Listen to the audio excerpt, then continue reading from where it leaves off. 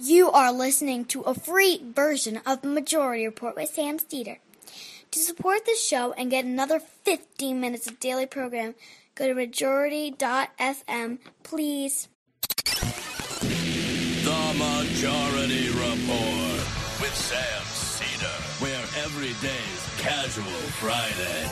That means Monday is Casual Monday, Tuesday, Casual Tuesday, Wednesday, Casual Hump Day, Thursday, Casual Thurs, that's what we call it, and Friday, Casual Shabbat. The Majority Report with Sam Steeder.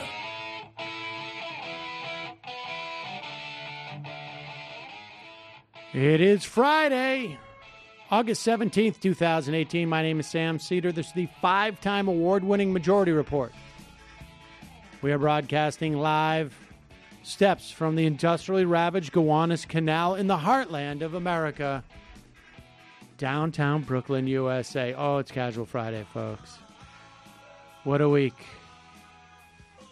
On the program today, Cliff Schecter will be joining us to look back on the week in review. Also on the program, special guest from the one of our regular callers. We're talking about an issue that he is, or a colleague of his is dealing with.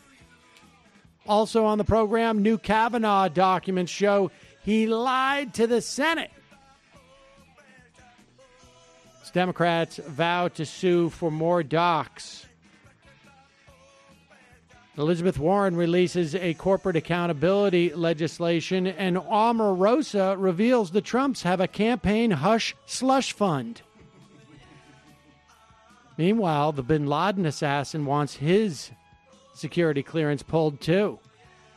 And Trump wants less disclosure for publicly traded corporations. And in the Senate, Ajit pied in a Senate hearing. Friday. Georgia plans to close 75% of voting locations in a, I know this is going to be a shock, predominantly black county. Work requirements coming to Medicaid in Arizona, Maine, and Wisconsin. And lastly, Donald Trump's military parade postponed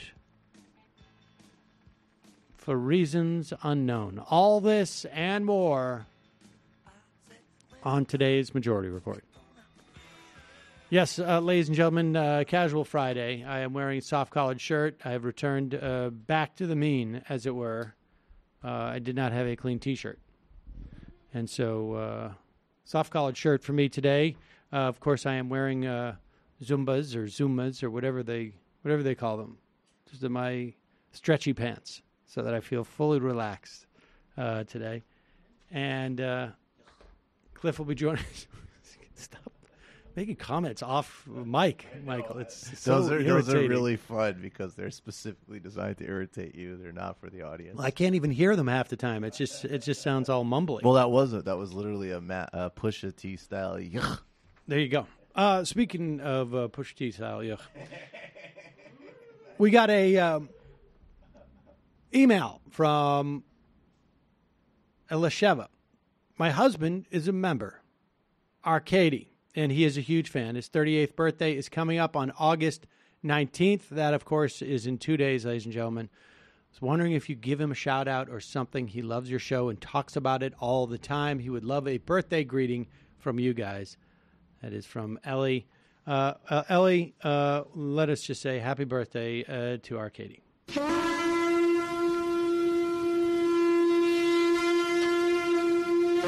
There you go. Allahu Akbar. There you go. Birthday is on Sunday, so make sure you enjoy yourself. Folks, reminder, this program relies on your support for its very existence.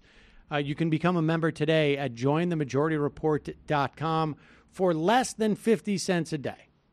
I can't do the specific math, but I am very confident it's less than 50 cents a day, maybe less than 45 cents a day.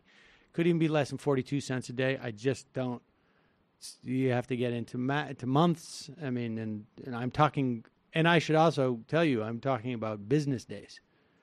If it was 7 days a week,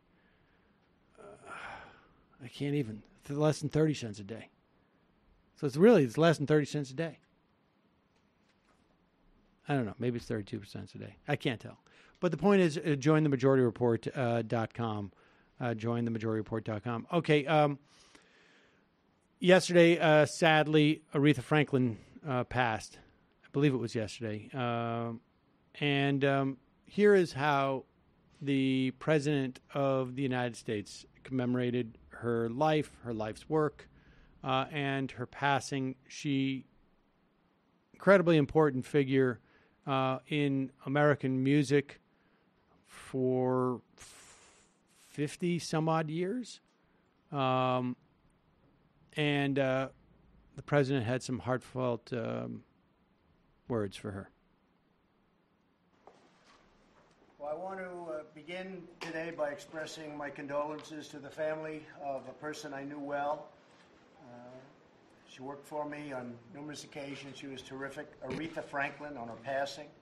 She's brought joy to millions of lives, and her extraordinary legacy will thrive and inspire many generations to come. She was given a great gift from God, her voice, and she used it well. People loved Aretha. She's a special woman, so I just want to pass on my warmest, best wishes and sympathies to her. Yeah, there you go. The only part that he could ad-lib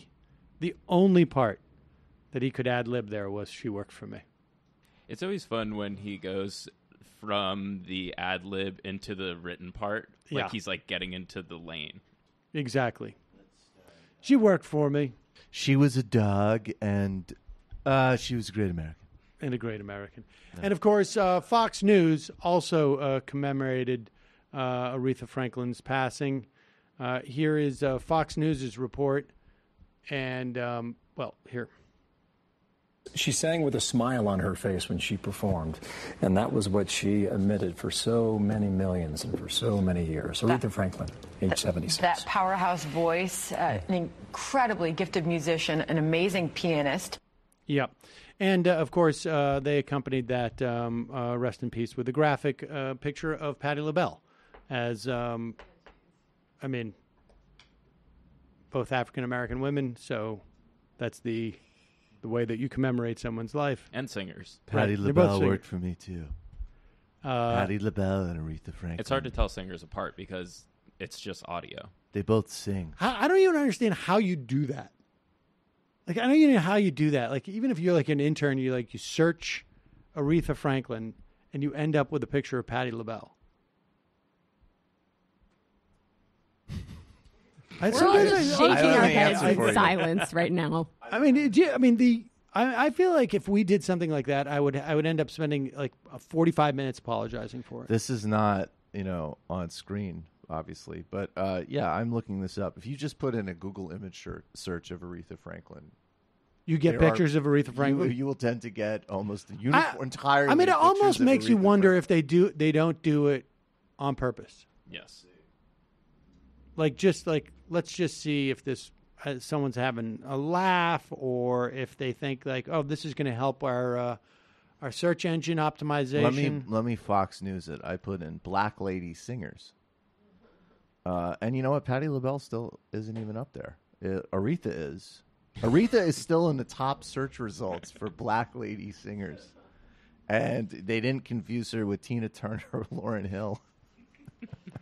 Or Brandy. Wow, that's an amazing search result for Brandy. All right, let's talk about. I'm gonna be talking about this a little bit with Cliff. Today is like one of those days where there are stories that I think are silly, but they're important because, for better or for worse, I would probably argue for worse. In the final analysis, our society gravitates towards certain things, and certain stories have more import than others. I mean, the Omarosa stuff is a little tiring, but it's relevant. And even the story about the guy who oversaw the assassination of Osama bin Laden, it has relevance, particularly in the most important story, and that is, in my mind, what's happening with the Kavanaugh hearings. But in the meantime, let's talk about this. This is Omarosa has been releasing tapes. She has 200 tapes, supposedly. I mean, one can only imagine. And one of those tapes is a recording that Omarosa made of a phone call that she got from Lara Trump. Lara Trump is Eric Trump's wife, Eric Trump being the less stupid of the two Trump boys. And she was involved in the campaign, or she's involved maybe in the 2020 campaign. Now, there's been a lot of donations, apparently, to the 2020 campaign. And apparently what they do is they use that money as a slush fund to keep people quiet, as evidenced by this conversation with Lara Trump and Omarosa as seen on MSNBC, or played on MSNBC. Here it is. Sounds a little like, obviously, that there's something you got in the back pocket to pull out. Clearly, if you come on board the campaign, like, we gotta everybody's positive, right? And so the only thing that we have to consider when we're talking salary as far as the campaign is concerned is that, as you know, everything is public. And all the money that we raise and that pays salaries is directly from donors, small dollar donors for the most part. So I know you were making $179 at the White House. And I think we could work something out where we keep you right along those lines. Specifically, let me see, I haven't even added up the numbers, but we were talking about like $15K a month. Let me see what that adds up to. 12. Yeah, so that's $180,000. Does that sound like a fair deal for you? There you have. And she goes on to say, in terms of your position specifically, I really feel like your position would require, you to be flexible in terms of where you are. Sometimes you'd come to New York for occasional meetings, but I would love if you could occasionally go do speaking engagements, that sort of thing. So in other words, this is a classic no-show job. $15,000 a month, I should say. And apparently some donors are getting a little upset that their money is being spent on a no-show hush fund, slush fund job. And, it just goes to show you, Omarosa, maybe she deserved to win The Apprentice. I think she came in second. I think Omarosa is so impressive. And the business acumen, she knows if she can get 180 from Lara Trump, what's she going to get from a publisher when she starts to release these? I mean, if she was super smart, what she would do is she would have created her own podcast, released these on her podcast for Patreons only for the first 2 weeks, and then release it live. I didn't want to say anything, Sam, but this is going to be my last day. Yes. There you go. I don't love that. Hey, what about Brendan releasing tapes? Should I say it? He's a lowlife. He's a lowlife. Lowlife. Lowlife Brendan. Lowlife Brendan. That's what we always call him. Bark Brendan. That's what I call him. He's a dog. I pull Brendan aside. It's like there's some ethics questions about the inkjet fund. One more clip to play before we get to Cliff. The best part is that despite the fact, and this is creating quite a stir, and the idea that she recorded, we don't know. It could be the rest of the tapes she has after this Lara Bush thing, which they are spending, I guess, a lot of time trying to deal with, particularly in terms of donors. Donors seem to be upset about this. The last thing that you want your money that you donate to Donald Trump to go for is to pay a black woman. I mean, that is that is completely the reason why you donate to Donald Trump is so that money does not flow to black women in particular, I would think is the but nevertheless, here is Fox News trying to pretend like this is not a big deal.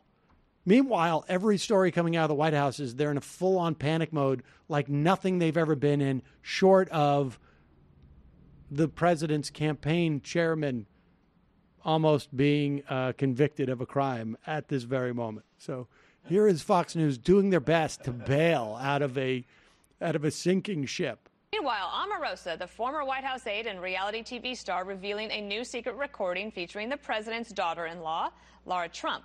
Doug McKelway is live at the White House. Doug, is there anything significant in this new Omarosa tape? Dana, no bombshells, no release of any N-word tape, and that's highly significant because this entire uproar over Omarosa is predicated on the alleged existence of a tape in which the president uses the N-word. To date, no one has produced such a tape, nor any hard evidence that such a tape actually exists. Omarosa did provide this little bit of a teaser, though. Listen up. There are things that I write about, and then there are things that I'm going to save to share when the time is right. She's so good. There it is, folks. Your next MSNBC contributor. That's probably true. The cortisol, though, just going through Trump's body. How can you not love it? She just, it's significant that they haven't dropped the N-word tape. We probably have 199 more tapes to go until we get there. Like, literally, it's possible. Every 2 or 3 days, she's going to release a tape. I mean, this is like the functional equivalent of that WikiLeaks dump, where like every news story for 2 or 3 years was a function of a WikiLeaks dump. And it could just end up being this with the Omarosa tape. So good luck to you, Fox, by attempting to say this is not relevant. It seems to be the most relevant thing in the White House right now. It is nice that they keep it in the family, though, you know? Do you think Trump thinks that you can't make someone testify against their father-in-law? Is that what's going on here? Look, you got to keep them close. Got to keep them close. Keep it in the family. Keep it in the family. Keep it in the family. Wow, covet my daughter. What an arrogant word. All right, we got to take a break. We'll be right back. We'll talk Cliff Schecter.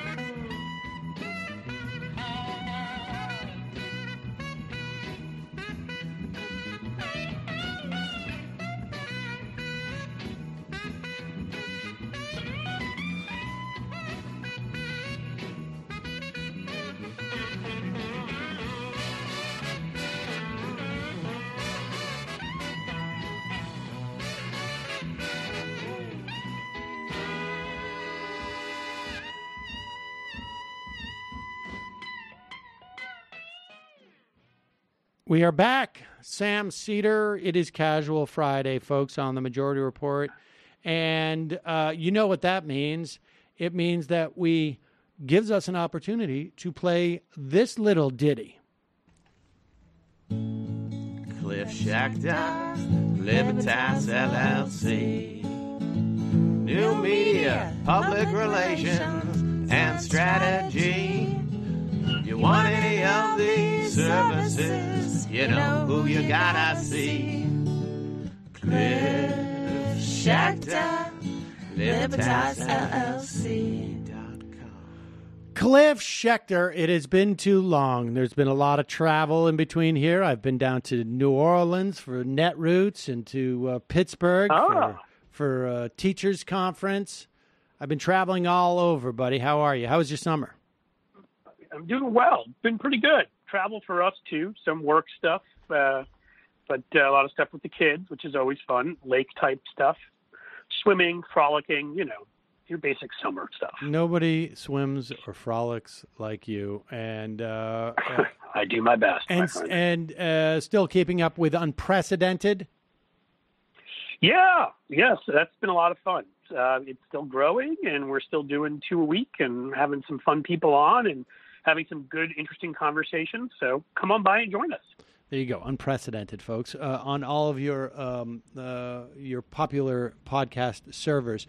All right, Cliff, let's get into this. There's a bunch of stuff I want to talk to you about, but let's start with something that is not going to get the attention that it should now, but I think it's going to have implications whether Elizabeth Warren runs for president or doesn't. I can see both scenarios being important. It's going to have big implications.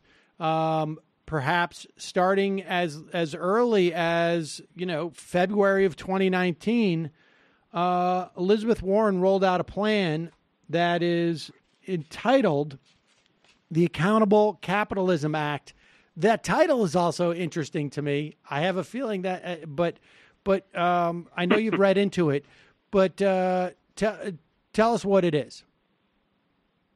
Well, overall, it's a number of things, but I think we get to the specifics. What I love about it is overall, it's taking, it's going back to the notion under which corporations originally operated in this country. Some people who study this and pay close attention realize, many don't, that, from the mid part of the 20th century, the 1930s to the 70s, when we, created the largest middle class in the history of the world in this country, and we had a well-regulated capitalist system that worked quite well, this was the notion behind our businesses, which is essentially, as a corporation, you owed the public, as we all do in a democracy, there's such a thing as a public good. You don't just exist to make money. You don't just exist to make your shareholders happy. You have to be providing a public good, or you can have your charter revoked. And the notion, what happened essentially, there's many things, we can't go into all of it, but coming in with Reaganism, we had the University of Chicago School of Economics, who sort of puffed out the notion of shareholder value being more important than anything else, as well as they snuck that word efficiency in there and tried to make the claim that monopolies would provide more efficiency. I think we've all seen what a pile of crap that is. We could have known that from what went on in the early 20th century and the reforms we needed to pass. So I love what this does, what Elizabeth Warren's plan does, because it gets back to the notion of what corporations are actually there for. And, there's numerous factors behind it.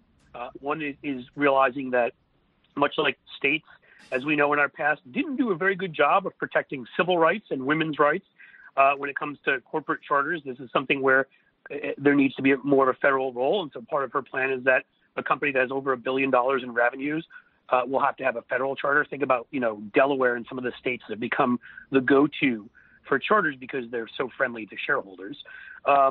Additionally, in this, we're talking about there being a role for employees, for workers on the board, because so often board decisions are made, they're opaque and they're not in the interests of workers at a company, of consumers. We're talking 40%, right? It would call for. Yes. All right, and so let's take each one of these points as we go, and I think it would probably be worth us doing a whole show on that concept of shareholder value theory that came in, like you say, in the early 80s via Milton Friedman into the Reagan administration. And I have talked ad nauseum about the work of Bill Lazonick on this program, and two factors that really highlight, that created a bunch of the wealth inequality and a lot of other really bad implications for communities. I don't mean to cut you off, Sam, but everything here, right? I mean, right? Yeah, I mean, ignoring consumer interests, ignoring the environment, ignoring corrupting politics, how your labor, how your workers are doing, because it basically there were two major things that happened at that time, and that was lowering or creating basically a second class or a first class treatment of stock sales profits being taxed at a lower rate than work. So money being taxed at a lower rate than work in terms of what creates your income, and the idea that you could do stock buybacks.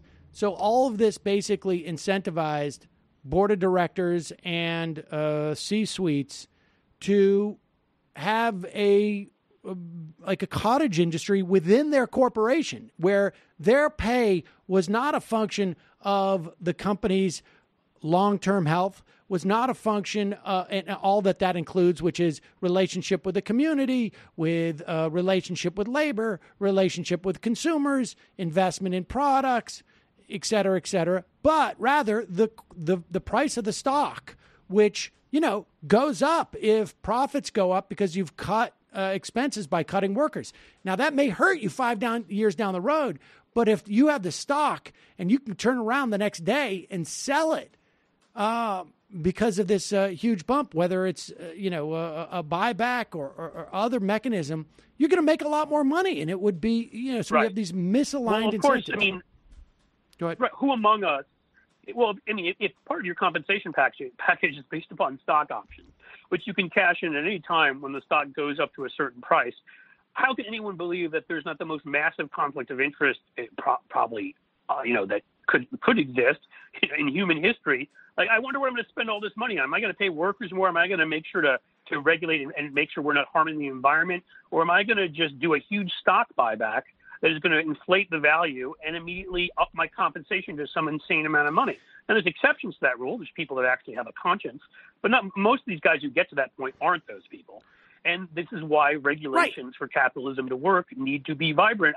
The biggest thing I'll say quickly, the work I've disclosed on this show that I've done in the past with Nick Hanauer, that was one of the biggest things that Nick has often emphasized, where I think he, and Nick, just for everybody who doesn't know who he is, it was an early Amazon investor, knew Jeff Bezos from high school, and has come out and been a very forthright voice for progressive economic tax system. He's the one who fought originally for the $15 minimum wage in Seattle and that kind of thing. And his big thing for a while, and he's so right, is in 1982, pre-1982, buying back your own stock was considered stock manipulation. It was illegal. It was illegal. It was up there with insider trading.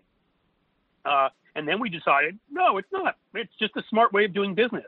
When really it's a massive conflict of interest for anybody on the board and anybody in the executive suite, because they're going to make a ton of money off of it. And so to me, Sam, this is so much bigger because as somebody, whose background is in history, and you look at all the things that sort of the Tea Party groups and others forget, who just claim this sort of crazy sort of, vision of individualism, like we're all Mad Max and we should all just be out for ourselves. They're forgetting the whole purpose behind democracy is that, you're making some sacrifices for the public good. The public good is the most important notion behind democracy. It's the contract, the lock-in contract. And so corporations, that was a key part for them as well as all the rest of us, which is you don't get to just do it because it's good for you or good for shareholders. It has to actually serve the rest of us by the investments we make in democracy and by the security that you're provided, and standardization so that contracts can be enforced and the rest. By getting that, this is what you're giving back. And just that cultural element that's been lost, this kind of stuff could bring back. So again, this would make stock buybacks illegal again, what Elizabeth Warren is talking about. This would put, as you're saying, 40% of the directors would be from the workforce on a company's board, hugely needed for those voices to be there in the room. You're linking much more executive compensation. We've tried to do this somewhat in the past to say there's a limit on the amount of compensation, an executive can make versus what the workers make. This is going to link that back, not just to the price of the stock, but to what the executive is actually making. They're required to hold on to their shares for 5 years? Yep. So there's not that short-term motivation to do a buyback or do some quick fix, churn and burn. So you make a big amount of money, and you retire and leave everybody else holding the bag. Again, this is the kind of notions. The kind of notion behind this was what was behind the New Deal, was what was behind originally regulated capitalism, and looked at it and said, how can this be made something so it is much more beneficial to all?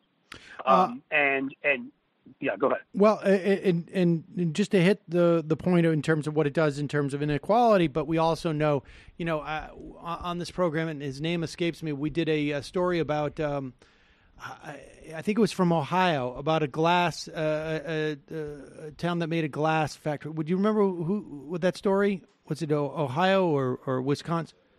Ohio. And it was a perfect example of a town decimated because of a lot of of these issues that we're talking about. And Warren, in the release of this legislation, these towns grew up around these industries. Yep. That's why so much of the Midwest. I don't mean to jump in, but living in Ohio, that's why so much of the Midwest has been decimated, because before that kind of notion we're getting to, that started with the late 70s and into the Reagan administration, the University of Chicago bunk, these corporations actually felt that they owed something to their town. They didn't just pick up and leave because they were cheaper, a cheaper way to exist somewhere else. But let's be clear. Interaction. But let's be clear here.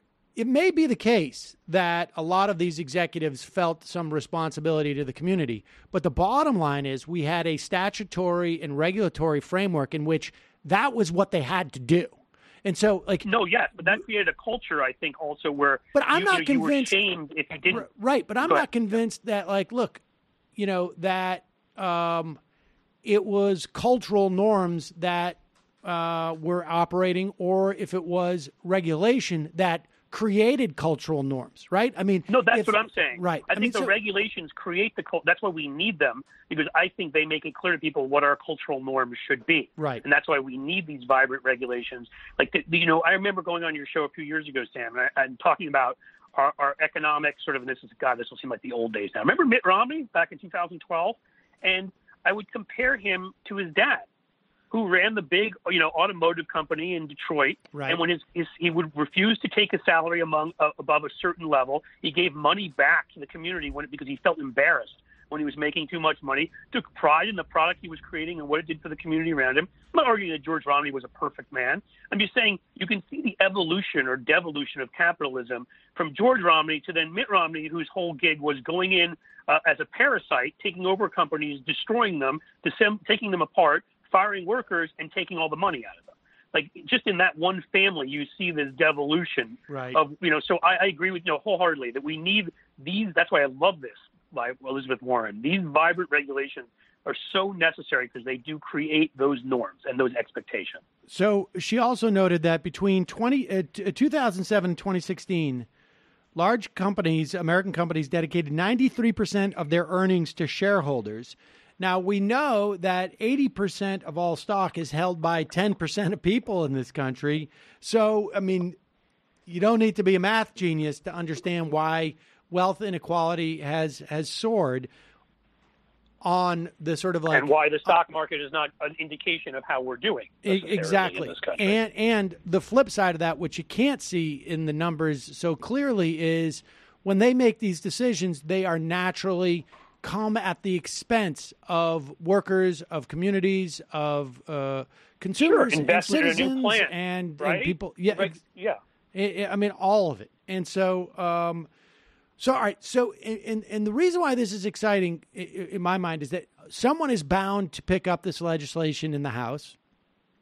This is legislation that we're probably going to see.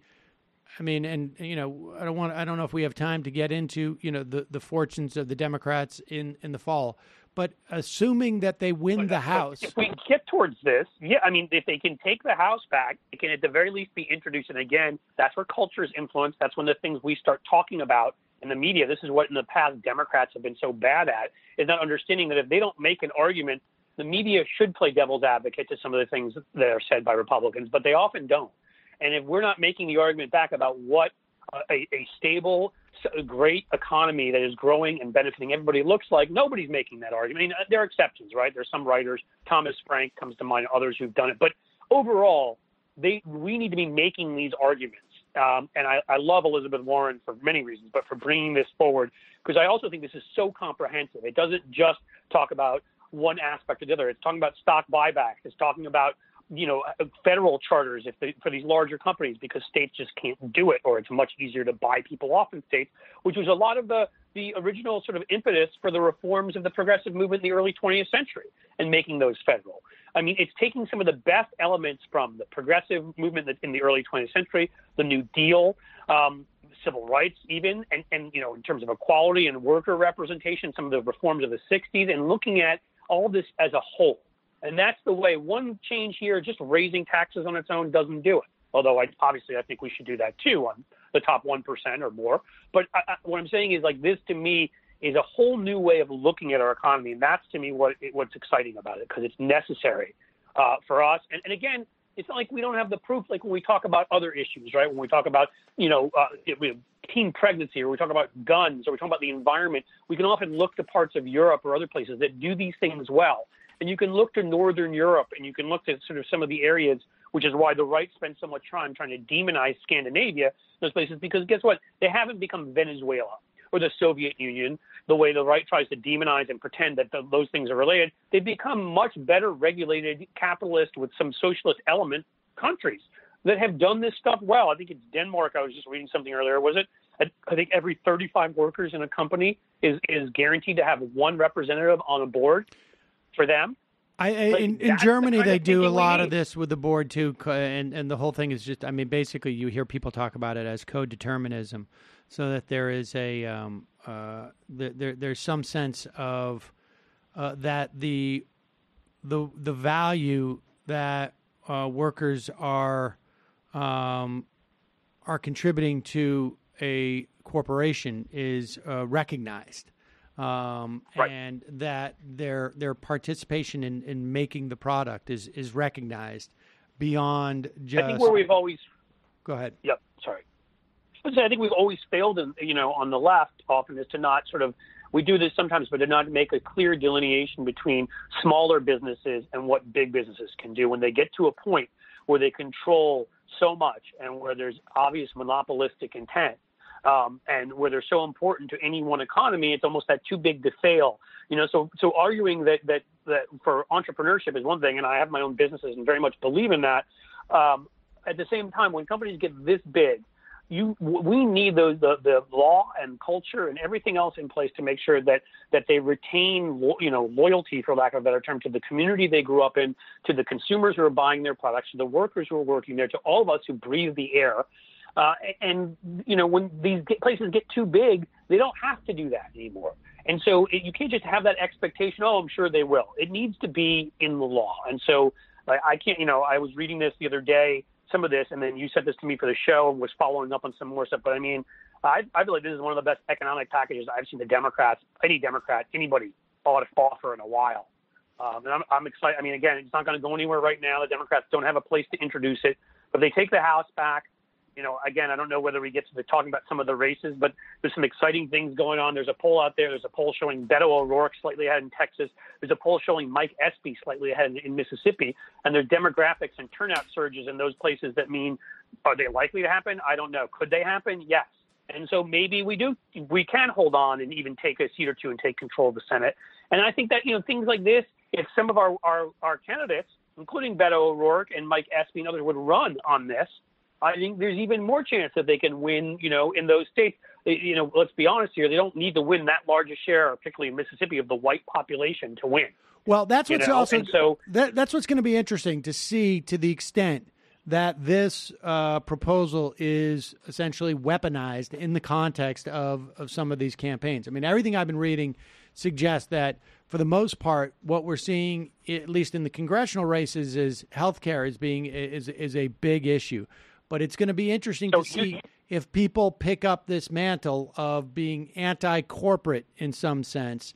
And the more we can get candidates to sort of sign on to this bill before the election, it's going to be interesting to see who picks it up as a rallying cry. I suspect it's going to have implications maybe in the 2020 presidential races. We'll see.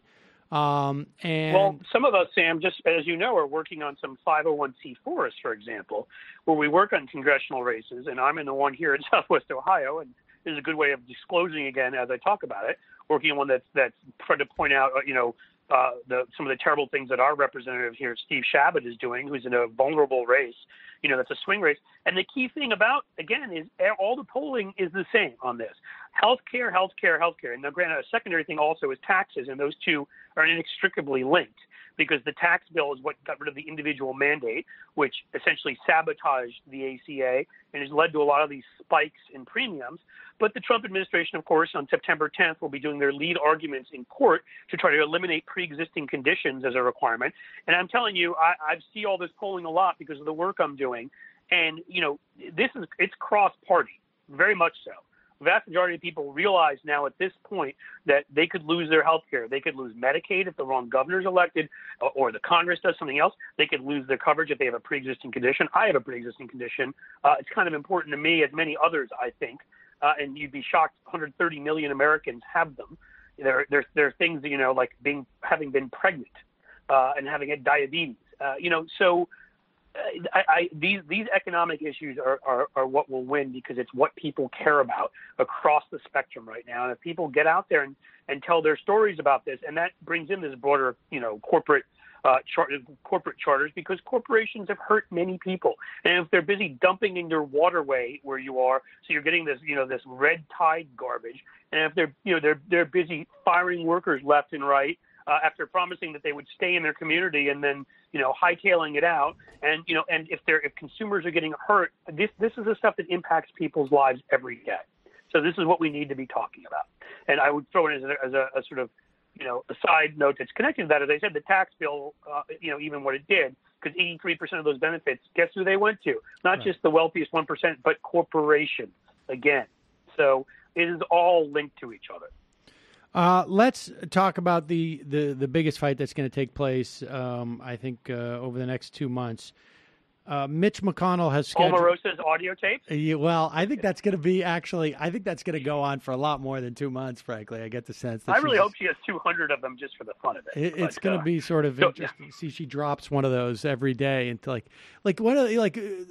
I do remember as a kid, those calendars, I can't remember what they're called, but there's like a piece of chocolate every day until Christmas. What are those? Yeah. What are they called? Advent calendars? Yeah, this is sort of like that. Oh, you're a little Christian there. Huh? I mean, well, we got one for Hanukkah. All right, so, all right, but let's talk about this. Mitch McConnell has scheduled the first day of the Kavanaugh hearings is going to be September 4th when everybody's just getting back from Labor Day vacation. And that week, to get it right under the radar. And they have refused, the Senate Judiciary Committee headed by Chuck Grassley has refused to request of the National Archives to get documents related to Kavanaugh's time at the White House. Yeah. But the National Archive staff has been going through these documents. In the meantime, a team of 50 lawyers headed by a former lawyer who worked for Kavanaugh is also going through these documents, looking for ones that are supposedly relevant and handing them to the committee so the committee can say that they got documents, but they're literally being filtered by Brett Kavanaugh's former employee. And, of course. And so the Democrats have decided to sue if their Freedom of Information Act requests are not fulfilled. They're going to be suing out of with their own money or with campaign money, costing taxpayers nothing. They're being careful about this. That suit is ongoing, but apparently some documents that were released last night show that Kavanaugh, contrary to the way that he expressed it in both... he lied, Sam. Come on, don't use New York Times speak. Right. He lied. Oh, he lied in testimony, in written and in verbal testimony to the Senate when he was up for his appellate judiciary position as to the work he did on behalf of the Bush administration's nomination of Thomas Pickering, who was an avowed, well, I don't want to say avowed, but a racist judge. And Kavanaugh lied to the committee at that time. Well, he also lied in emails that have come out about what he knew about the torture program. Right. He claimed that he wasn't told anything and nothing was shared with him. And perhaps the most delicious aspect of that, did you see the email was shared publicly? Did you see who the email came from that sent to him that included all the talking points about torture? It was... you couldn't guess in 100 years, so I'm going to tell you.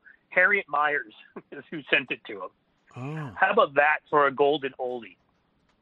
Harriet Myers, Remember just her? to remind people, was Bush's first nominee to the position that ultimately became Alito's, right? I think it was Alito. Until they went through her record and they were like, she doesn't really know anything about the law. And so maybe she shouldn't be on the Supreme Court. Even Republicans rebelled against it. So I just find that to be... In retrospect, I wish they hadn't, frankly. I do. I know. I would have taken her over Alito. At this point, she couldn't be worse. But it's a good reminder, again, of the kind of qualifications that Republicans need to put people on the court, which are none. So Kavanaugh now has lied multiple times, and that's out there. You're right. Again, I mean, just on principle, the Democrats, the simple argument here should be, first of all, he's anti-Roe. He's anti-precedent, so he's not getting on the court. Second of all, you guys stole a seat. And third of all, you're not sharing any relevant documents. I mean, what they demand? Did they actually demand like high school papers from Sonia Sotomayor and other people? I think they maybe had their art renderings from when they were in the third grade. But these guys won't share anything from Kavanaugh's time. As you said, they're going through and sharing just the safe stuff. But some other stuff has now gotten out there, and my guess is more will. I mean, look, it's simple. And any of these folks knows they can pretend that they can do their whole dance of we need to talk to him, which they should, by the way. None of them should. But it's simple. Mitch McConnell stole a seat. That's it. That did not belong to him. That's part one. Part two, this guy will go against precedent. He has done it numerous times on the appeals court. And he has already made his ruling clear that a young immigrant, she was unallowed, in his opinion, to have an abortion. We know where he stands on choice, among other issues. He also has made it clear how he feels on the Interstate Commerce Act in the ACA. He will overturn the ACA if he gets there, this lawsuit and what Trump wants. I mean, he can ask him all the questions. We already know his answers. But and that maybe is why he's got the lowest approval rating of any of these judges who are sitting there maybe being appointed since Bork. Right. He has 37%. But I got to disagree with you in this respect. All those things you said are true. Okay. All those things are true. That should be motivation for people who are listening to this conversation to get out and pressure their Democratic senators. Because the argument right now, like everything you're talking about, or I should say, everything you're talking about should motivate activists and regular people who want to keep Kavanaugh off the court. But in terms of the argument that Chuck Schumer should be making at this point, and I've said this, a million times, but it just doesn't happen. Like this type of stuff that Kavanaugh lied, and even as ridiculous as this is, because personally I feel like there should be a program where we limit security clearances after you leave. It should be one of those things like where, as soon as you hit 80, you got to go in every 6 months for an eye exam. If you want a driver's license, there should be some function like that for security clearance. Everybody knows that this is a bastardization of that process to have Trump just, like an authoritarian, pull Brennan's clearances. I don't like Brennan, and it sickens me to read the following words. But it's, Dear Mr. President, former CIA Director John Brennan, whose security clearance you revoked on Wednesday, is one of the finest public servants I've ever known. Few Americans have done more to protect this country than John. He's a man of unparalleled integrity, whose honesty and character has never been in question except by those who don't know him. I mean, all that makes me want bile to rise up in my stomach and spew out of my nose. But that was written by William McRaven, who I also, are not terribly excited about. But he oversaw the assassination raid. Bin Laden raid. Yeah, that killed bin Laden. But as much as all of that stuff makes me nauseous, this is exactly the letter that Chuck Schumer should be using to get folks like Doug Jones and Joe Manchin and Heidi Heitkamp, Donnelly, McCaskill, Heitkamp, all of them, including this stuff about Kavanaugh lying. That should be the only argument that we should be hearing right now, because it's the only one that's going to compel those Democrats. Oddly enough, the pro-choice stuff will resonate more with a couple of the Republican senators like Murkowski and Collins, but they need to get the Democrats in line. And the only way you do that is if people show up. And I got a clip here. I got a story here about, folks harassing Doug Jones at an Alabama 2 or 3 days ago town hall. That needs to happen in West Virginia. That needs to happen in Indiana. That needs to happen in Montana and in North Dakota. And it's got to come out with stuff like, you cannot let the president nominate someone who has lied to the Senate, and you cannot let a president who's under investigation and doing this weird stuff with security clearances as sort of, well, so look, Sam, I will lowbrow as that is. That's what it's going to be. The key arguments have to be, to me, what you just said. What Trump doesn't have the right to appoint somebody in the situation we're in right now. But it can't be. It can't be having committed. Right. But in addition, it's exactly what you're saying about Kavanaugh lying. Where I disagree with you is I honestly think the third part of that argument is about choice. Because I can tell you, again, in plenty of polling I'm seeing, and frankly just knowing the landscape, there are a lot in every state where there may be even a vulnerable Democrat, pro-choice women are their base. You sell out pro-choice women at your own risk. If you're willing to put somebody on the court who will literally not just harm, as others have done, but eliminate women's rights in totality, then you should be ready to not have those women turn out to vote for you. And that includes Clara McCaskill, and that includes Joe Donnelly and the rest of them. So I do think that is still an essential part. Women having autonomy over their bodies, women having control of their destinies is an important part of this. And there's even a hell of a lot of suburban Republican women who've been coming over to the Democratic Party on these issues too. So, if you want to make a three-legged stool, maybe that's it. But I think it's the lying, it's the Trump, and it's choice. That's where I would take it. I don't understand, where are the forces that whipped up? We saw this a year or two ago when they were trying to repeal Obamacare. We need this level of agitation for these senators in particular. When they go back to their home states, they need to be afraid. They need to be made afraid that they are. It just seems to me that the leverage for a guy like Joe Manchin is that you're going to put a liar who lied to the Senate on the Supreme Court, a guy who even the guy who captured bin Laden, has told this president to revoke his security clearance. Well, you're going to vote for that guy's choice to be on the Supreme Court? What's wrong with you? No, you're right. These need to be the conversation. 12 annoying. Former heads of the CIA and DNI put out, it wasn't even just those two. 12 former from both parties have now put out a letter on this. I think all these voices need to be brought. Now, that's what I've thought for a long time. Yeah. Whether you like it, whether it nauseates you, whether it bothers you, this is how you win. Exactly. You bring in voices that add credibility to the argument that this guy can't be trusted and the guy he's appointing can't be trusted. And in the longer term, that's how we win. Yeah, you can both say you can articulate simultaneously. I have no faith in the intelligence community, but Joe Manchin does, right? You've got to leverage this stuff. This is strategy. It's what you think. Any faith you, I, or anybody else has in any particular community doesn't matter. With Joe Manchin's voting, it's who he has faith in. Exactly. And so put aside what you and I and anybody else believe, and the part of winning in politics is you find out what moves the people you need to move. It may be something entirely different than anything any of us ever thought of, but what moves them is what you need to do. Exactly right. And folks got to get out. And if you have an opportunity to call your senator, well, you have an opportunity to call your senator. Call your senator. But if you have the opportunity to go to a town hall in one of those states, whether it's with Joe Manchin or John Tester or McCaskill or Donnelly in Indiana or Doug Jones in Alabama, and who am I forgetting? Heidi Heitkamp in North Dakota. Heitkamp. I hope Matt right now. I know Matt's listening to the show. He's just rolled out of bed, and Matt, go visit Heidi Heitkamp's office right now. Stage sit-in, YouTube it, and we'll play it on the show.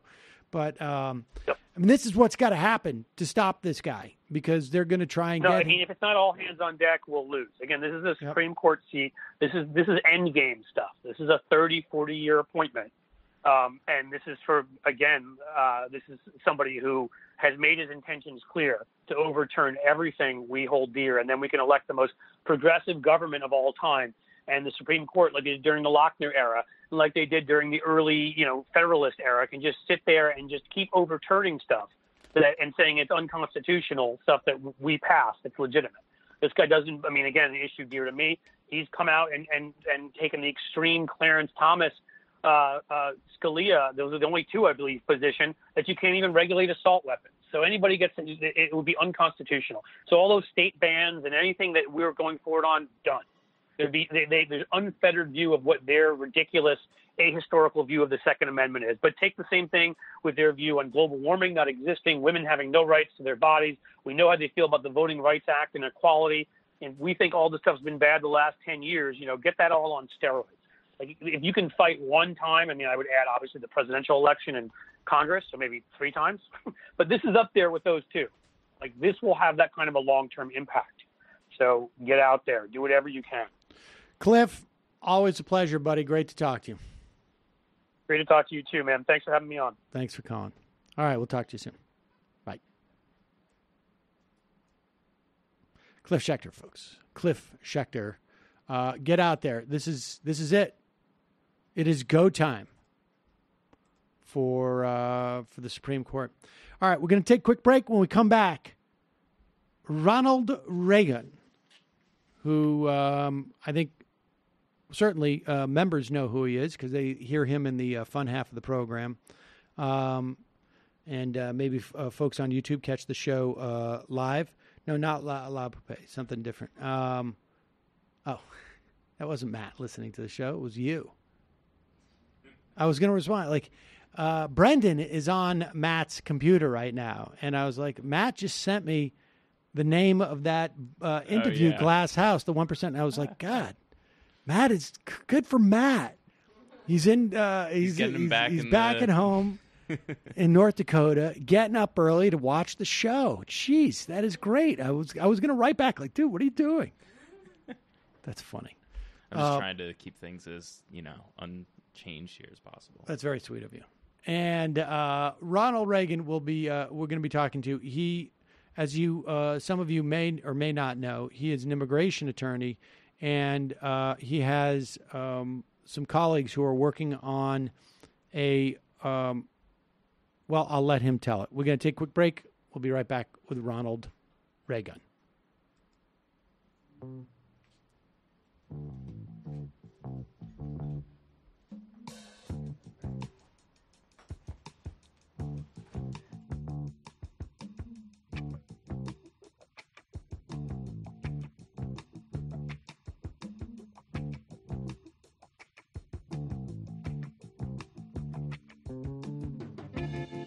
Johnny Cool was king, he was the leader of the Boot Boys.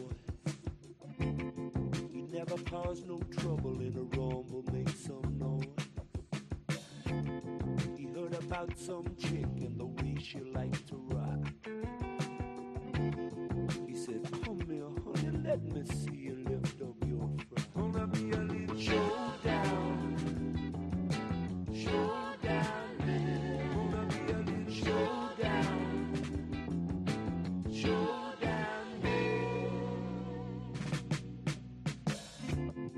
Miss Lucy was the chick and he knew she liked to ball. He said, come on, Lucy, don't matter to me at all. But Miss Lucy got a fella with a flick knife in his hand.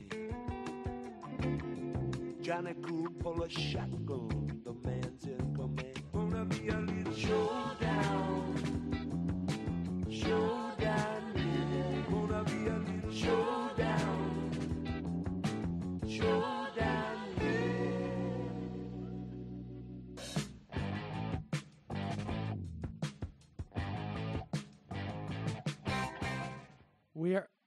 We are back. Sam Cedar on the Majority Report on the phone, ladies and gentlemen. Apparently, because is C-SPAN down right now? The national. Thank you for calling Ronald Reagan's office. Ronald Reagan will be with you shortly. Ladies and gentlemen. So, anyways, I said to the guy, I was like, "Look, if you want me to keep coming to the gym, you either got to get bigger dumbbells." Or you got to get bigger plates. Those are your two options. Am I right?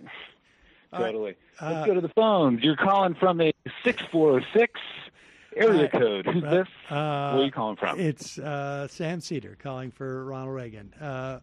Sam Cedar. What's your mind? Got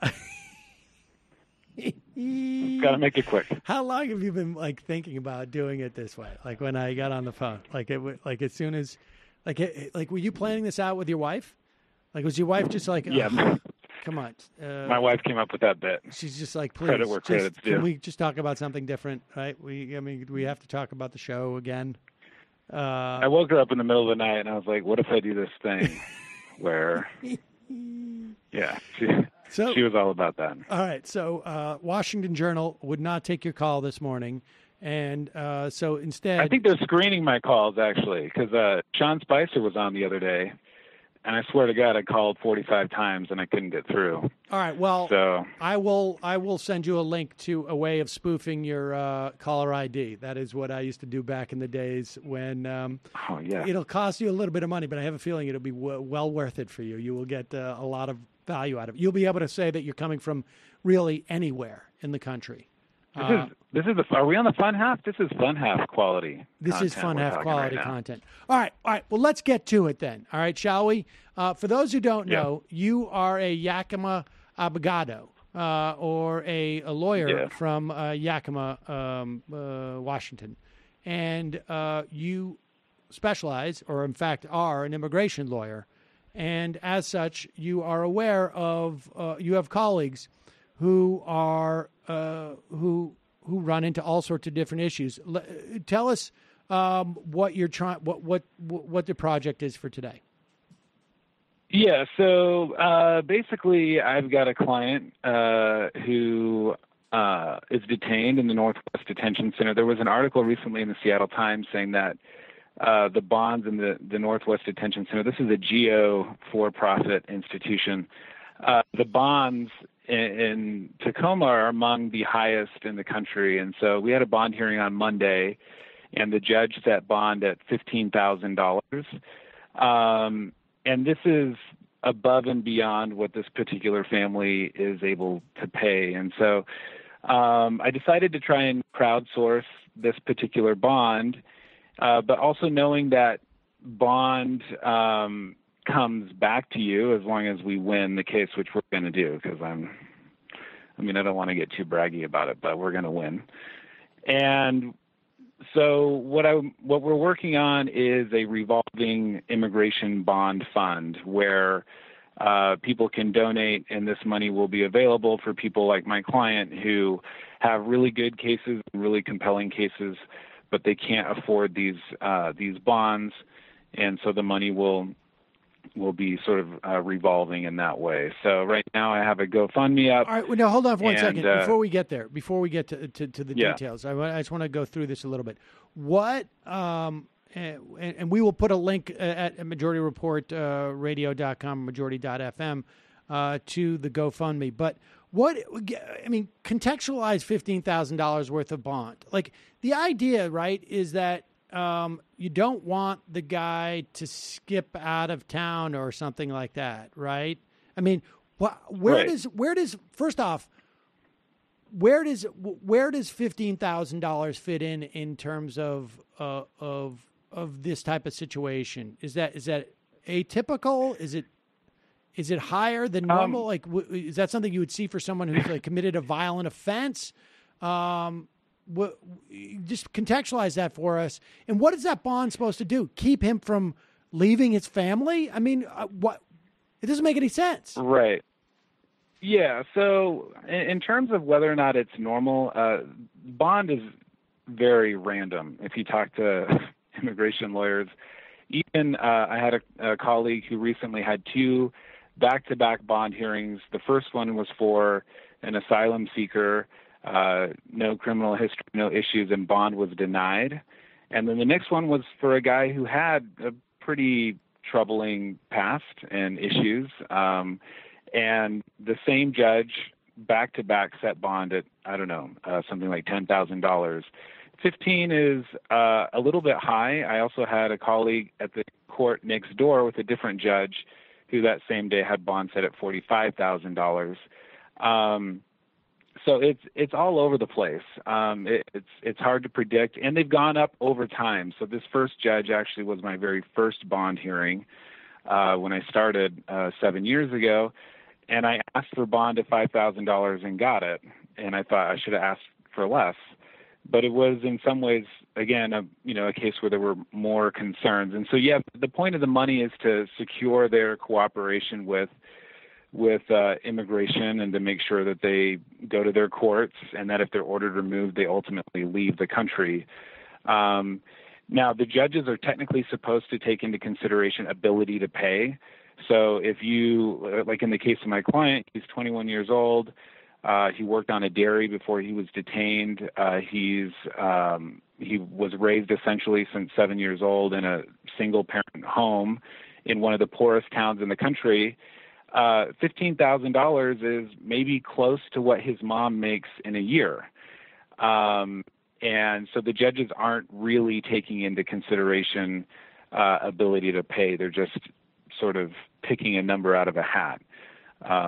That's how that process goes. And unfortunately, what happens in the detained context is we've had people with really good removal defenses where we never guarantee anything. You never know what can happen, but really, really high chances of succeeding on the merits of their removal defense, who will forego that removal defense and just take a deportation order because the bond is too high. Their final hearing is not till 3 or 4 months down the road, and they can't stand to be locked up.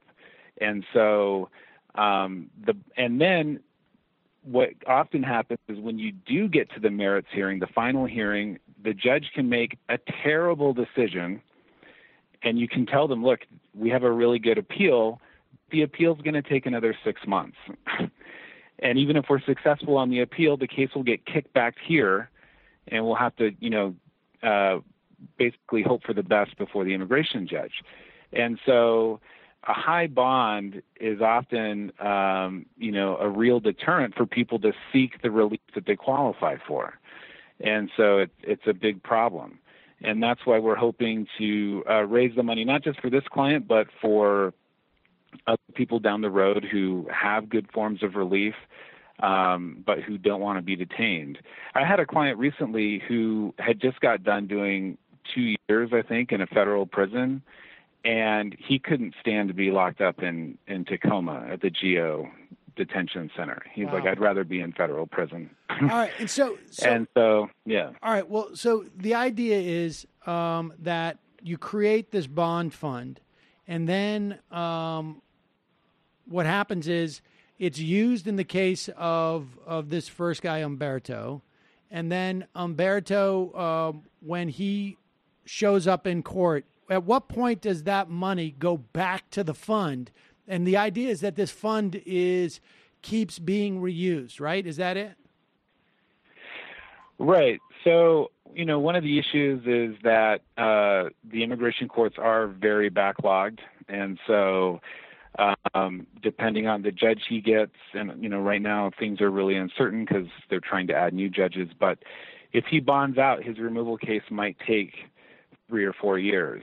And so his bond will be returned either once we win his case and he becomes a permanent resident, or if he's ordered removed and he has a final order and he departs, then we would take confirmation of his departure to the local ICE field office, and the refund would be issued. So that's also one of the issues with bond is if you have a criminal case and you get a DUI and they set bond at $1,000, and if you don't have $1,000, you can go to a bail bondsman usually and pay 10%, and the bail bondsman will cover the rest. But bail bondsmen don't work with immigration bonds usually unless you have a house or some sort of collateral.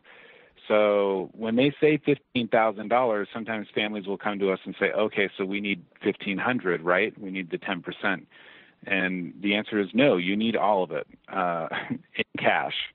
And so the money would come back to the fund after proceedings end, either by granting relief or departing the country.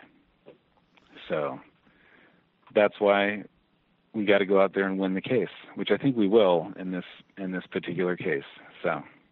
All right. Well, we will put a link to this, and so all right. So I'm unclear. So once you win that case, so that could take though a while. So the idea is to get this bond fund, at least as big as what you need for Umberto's case, right? But then theoretically bigger, right? So that it could work. Right. It could start a rolling type of situation. Right. What we're going to continue to do after this case is fundraise and to raise awareness and try and get other donations. We're going to be reaching out to Michael Avenatti and other rich douchebags to see if they can, We should say you're not a fan of Michael Avenatti's. Do we have can I have a minute to talk about Michael Avenatti? Sure. I know how much, how deep. I know this is fun half material, but let's. Go ahead. We're so desperate right now for heroes that, I think we really, I did too, cling on to people like Michael Avenatti, even what's this guy's name? Tom Arnold. All of a sudden, Tom Arnold is like a resistance hero. Right. And one day, Michael Avenatti decides he's going to be an immigration lawyer. And he tweets out a picture of an ICE form with somebody's name and their alien number. So somebody who's seeking asylum. This is like highly confidential information. And so a bunch of my colleagues, tweet at him and say, look, you should probably take that down. He doesn't. And then he blocks a bunch of them. And people are reaching out to him saying, let us help you. The immigration lawyer community is very friendly. People help each other all the time. And we understand we're sort of in this together. And he goes about blocking all these people. And at the same time, he's raised over $150,000. Nobody knows what it's for. And the other day, he tweets out that he had this big negotiated win where he got his client deported, who's a child whose mother was in Guatemala. And people were really happy about this. But the government, that's what the government wants to do. They don't need private lawyers to come in and say, let us help you facilitate the expeditious removal of all these children, including children with viable asylum claims. And then, of course, he tweets out these pictures of himself, in line at the airport with a kid, and he's got a picture of the kid. Again, it's he has no regard for privacy issues or potential. I don't know. The guy is horrible. People need to stay away from that guy. Yeah, let him do his job to the extent that it's helpful in annoying Donald Trump. But he's now in Iowa, my understanding, looking to do a presidential run. So let me be clear. It seems like you're not going to support him for president in 2020. Is that right? Right. Well, and it's just the whole thing is odd. And when he was getting involved, I thought, well, he's going to be suing ICE, or he's going to be civil litigating, which is his area of expertise, presumably. And instead, he's getting in there and getting his hands dirty, trying to get these kids deported. And it doesn't make any sense. Nobody knows what the money's for. That's kind of the big thing to me. it's just a weird situation. But I think I'd probably vote for Tom Arnold before I voted for Michael Avenatti. But all right, well, at least we made some news today. Yeah. So how are you? I'm great. Thank you. Good. Well, we're going to point people to this GoFundMe. It is GoFundMe.com/bond-out-Umberto. People should go there, contribute some money, share it with your friends on Facebook, on Twitter, on, I don't know. Yes, please do, everywhere. And I can't really stress this enough.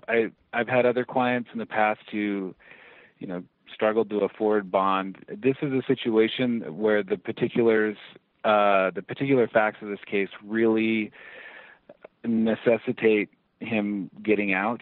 There's issues with the custody of his child, and if he's deported without being able to get custody, he might not ever see his kid again.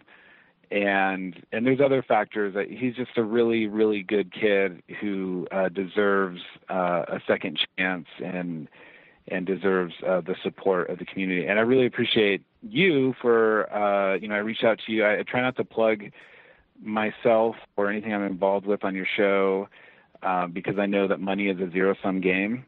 And when you pay the bills and you got $100 left in your pocket, it can only go so many places, and you're a listener-funded show, so I'm sensitive to that. But so I'm grateful for the opportunity to come on and promote this. I appreciate it. And you might as well plug your podcast. I know you want to. No, I'd rather not. Actually, people don't need to listen to that. It's just some nonsense. But I did follow John from San Antonio yesterday. And on Twitter, and I tweeted at him, and he hasn't responded. So it's the early seeds of that bromance have been planted. Well, I don't think I don't get the sense that I don't get the sense that he is on Twitter that much. Right. Well, give him time, we'll see. Man. You got to cultivate him like an orchid. Mm-hmm. Hey, Jamie, where were you during the last interview? Hold on for 1 second. Before you redirect this, conversation, right? Redirect. Yeah. From away from your talk of your podcast. I just want to say, you're an immigration law and you have perspectives, right, Stephen? Right. That's right. Right. I think that's right. Okay. Yeah. So we want to redirect that. Jamie, so I sat through the first interview, and there was some talk of well-regulated capitalism, and I didn't hear you at all, and I thought you must be out of the office. What's going on? They lock you in the closet for that, or? As long as we have to live in capitalism, we all have to have a job. So I figured I'd best keep my mouth shut during that. There you go. All right. Well, I thought I would bring it up then and make things weird. So you're welcome. Take that, Yakima Abogado. Thank you, Stephen Robbins. We will put a link to that GoFundMe. Appreciate you coming on. Yeah, thank you. Take care. Right. Man, what chutzpah this guy has.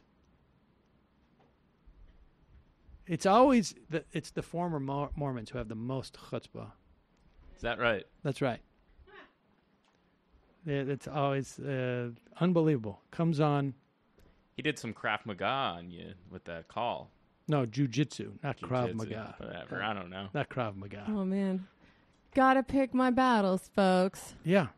Well, I got thoughts, but I've figured out as this show has gone on when it's strategic to say them. There you go. Revolution's not going to happen overnight. You got to have an interregnum period. And I happen to believe that the more space that is created for the less,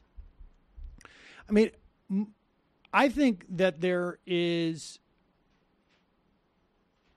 there's the argument that you should follow accelerationist policies, that the heighten the contradictions is the most effective thing. I happen to think that it is actually when you start to see a loosening and you will get more opportunity for reforming and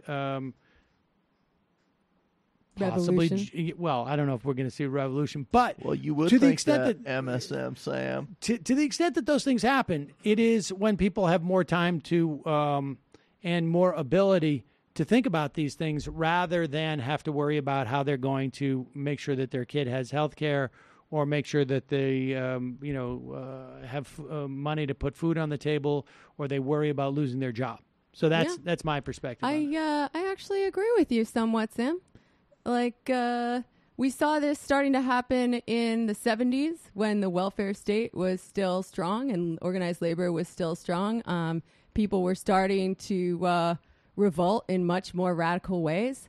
Unfortunately, it came right before a giant fiscal crisis that we have yet to fully recover from. But I would love to see Elizabeth Warren's policies become the mainstream of the Democratic Party so that the left has that to push against instead of what we are dealing with now, which is just terrible.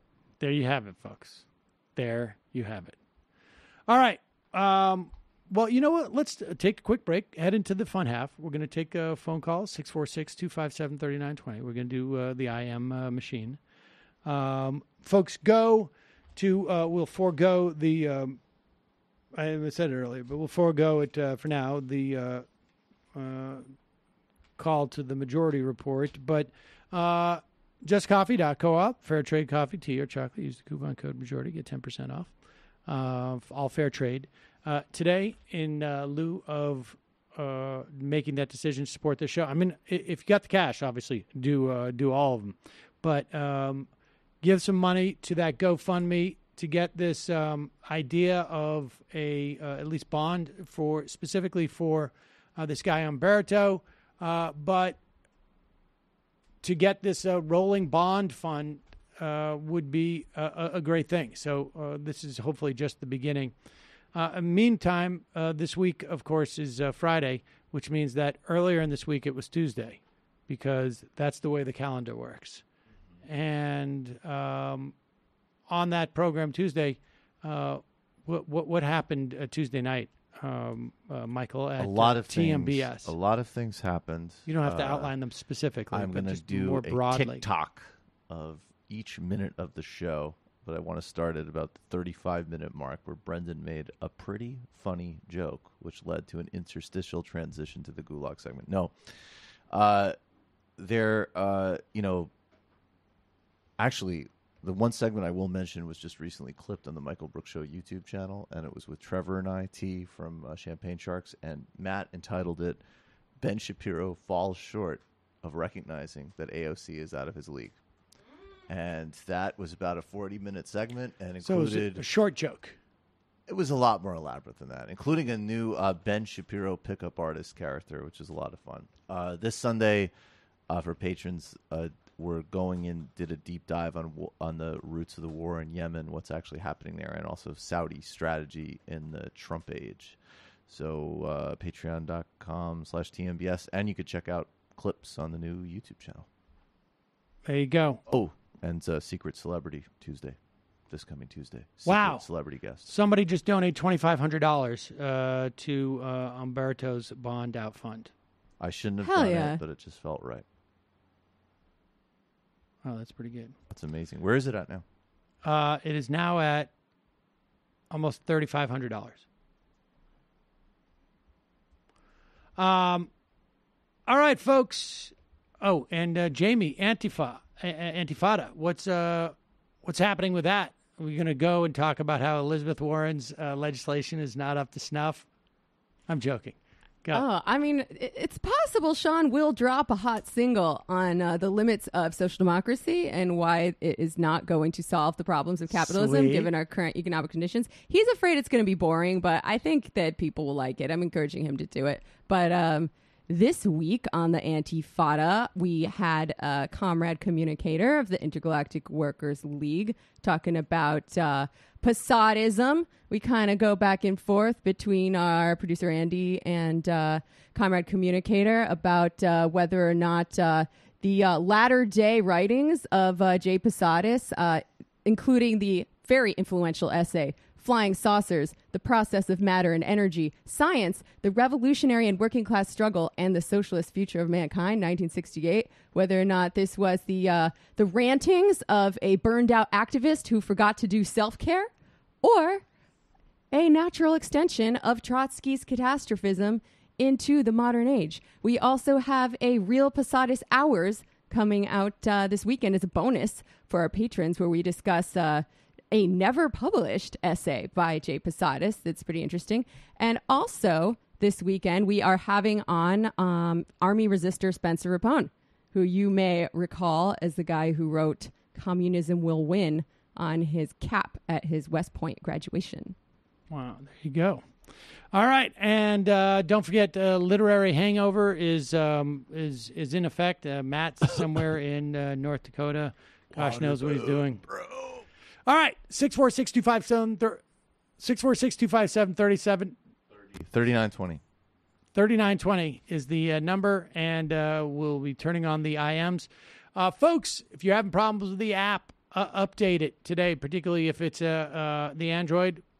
It's impossible for us to test all of these elements of the app without you checking it out first. We do not have tens of thousands of dollars to spend on QC testing, before we roll it out. So bear with us. It's a free app. If you can find another podcast that has a free app that has the functions that ours does, I encourage you to use it and enjoy. But if you don't, you just bear with us and just go and try the latest version of it. All right, quick break. Fun half.